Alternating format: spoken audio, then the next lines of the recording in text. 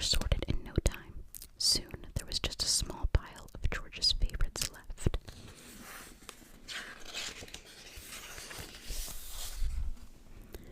"Would you like to take those books home with you?" the volunteer asked George. Then he took George to his special desk and helped him get his very own library card. George was holding his brand new card when his friend arrived with a stack of books of his own. "There you are, George," he said. "I see you are all ready to check out." George and his friend gave their books to the librarian. She smiled when she saw George's pile. "I was wondering where this dinosaur book went," she said. "It's one of my favorites, too."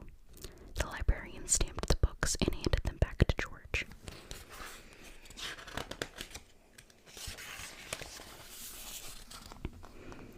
With his books under one arm, George waved goodbye to the volunteer, the librarian, and the children